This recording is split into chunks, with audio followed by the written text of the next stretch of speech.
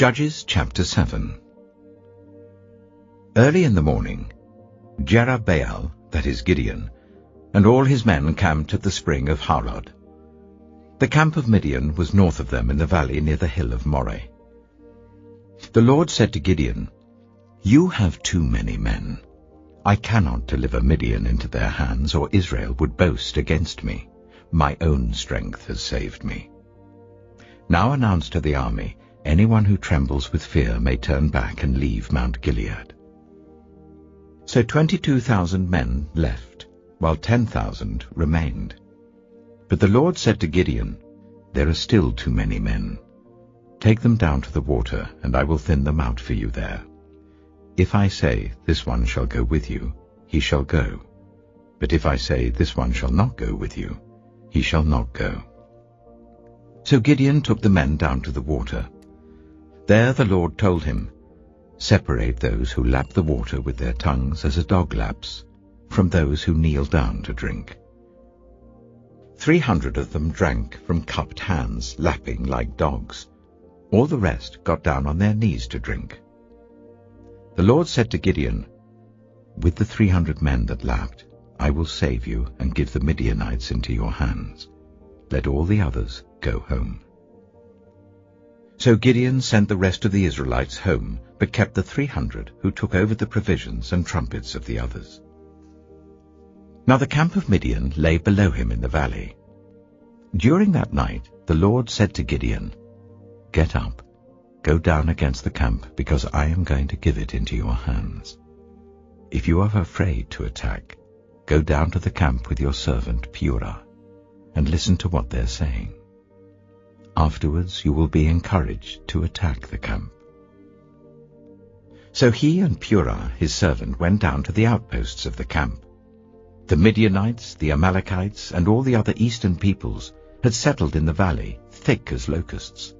Their camels could no more be counted than the sand on the seashore. Gideon arrived just as a man was telling a friend his dream. "I had a dream," he was saying. "A round loaf of barley bread came tumbling into the Midianite camp. It struck the tent with such force that the tent overturned and collapsed." His friend responded, "This can be nothing other than the sword of Gideon, son of Joash, the Israelite. God has given the Midianites and the whole camp into his hands." When Gideon heard the dream and its interpretation, he bowed down and worshipped. He returned to the camp of Israel and called out, "Get up! The Lord has given the Midianite camp into your hands." Dividing the 300 men into 3 companies, he placed trumpets and empty jars in the hands of all of them, with torches inside. "Watch me," he told them. "Follow my lead. When I get to the edge of the camp, do exactly as I do. When I and all who are with me blow our trumpets, then from all round the camp blow yours, and shout, 'For the Lord and for Gideon.'" Gideon and the 100 men with him reached the edge of the camp at the beginning of the middle watch, just after they had changed the guard. They blew their trumpets and broke the jars that were in their hands. The 3 companies blew the trumpets and smashed the jars. Grasping the torches in their left hands and holding in their right hands the trumpets they were to blow, they shouted, "A sword for the Lord and for Gideon." While each man held his position round the camp, all the Midianites ran, crying out as they fled. When the 300 trumpets sounded, the Lord caused the men throughout the camp to turn on each other with their swords. The army fled to Beth-shittah, towards Zererah, as far as the border of Abel-Meholah near Tabbath. Israelites from Naphtali, Asher, and all Manasseh were called out, and they pursued the Midianites.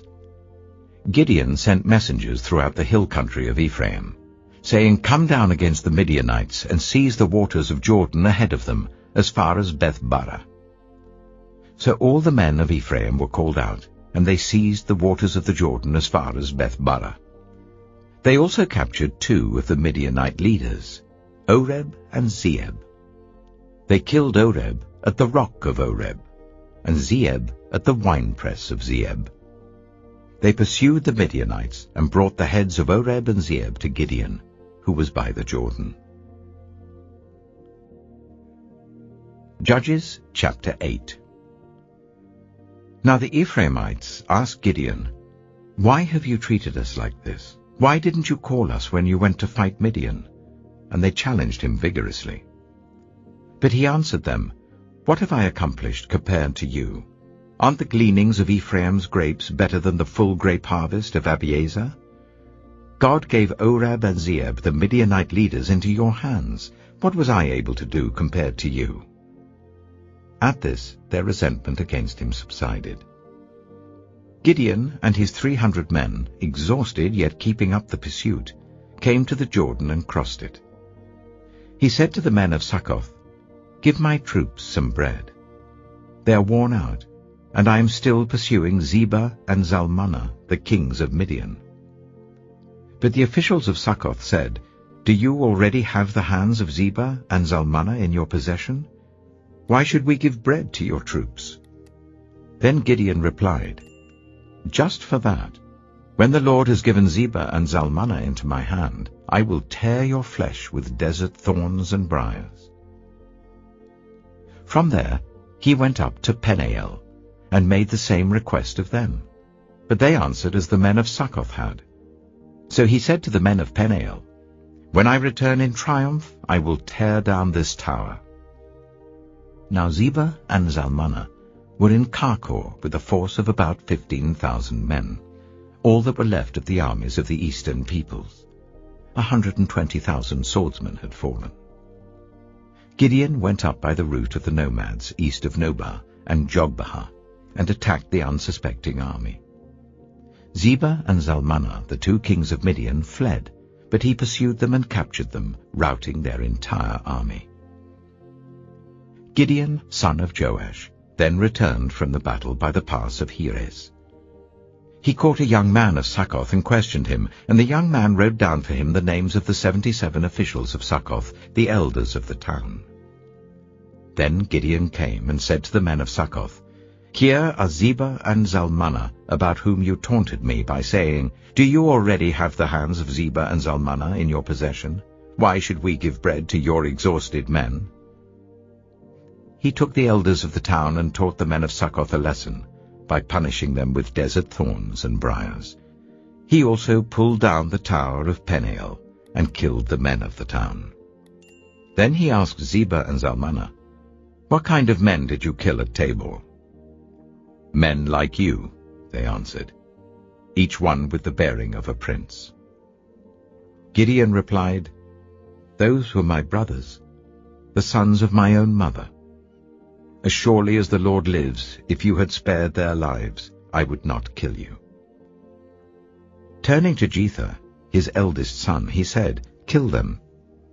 But Jether did not draw his sword, because he was only a boy and was afraid. Zebah and Zalmunna said, "Come, do it yourself. As is the man, so is his strength." So Gideon stepped forward and killed them, and took the ornaments off their camels' necks. The Israelites said to Gideon, "Rule over us, you, your son, and your grandson, because you have saved us from the hand of Midian." But Gideon told them, "I will not rule over you, nor will my son rule over you. The Lord will rule over you." And he said, "I do have one request, that each of you give me an earring from your share of the plunder." It was the custom of the Ishmaelites to wear gold earrings. They answered, "We'll be glad to give them." So they spread out a garment, and each of them threw a ring from his plunder onto it. The weight of the gold rings he asked for came to 1,700 shekels, not counting the ornaments, the pendants, and the purple garments worn by the kings of Midian, or the chains that were on their camels' necks. Gideon made the gold into an ephod, which he placed in Ophrah, his town. All Israel prostituted themselves by worshipping it there, and it became a snare to Gideon and his family. Thus Midian was subdued before the Israelites, and did not raise its head again. During Gideon's lifetime, the land had peace, for 40 years. Jerubbaal, son of Joash, went back home to live. He had 70 sons of his own, for he had many wives. His concubine, who lived in Shechem, also bore him a son, whom he named Abimelech.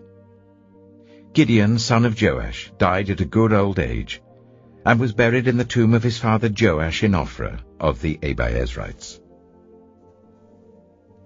No sooner had Gideon died than the Israelites again prostituted themselves to the Baals.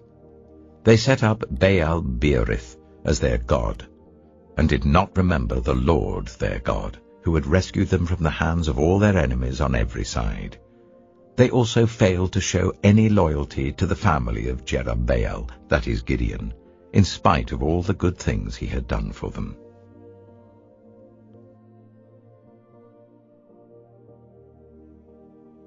Psalm 83.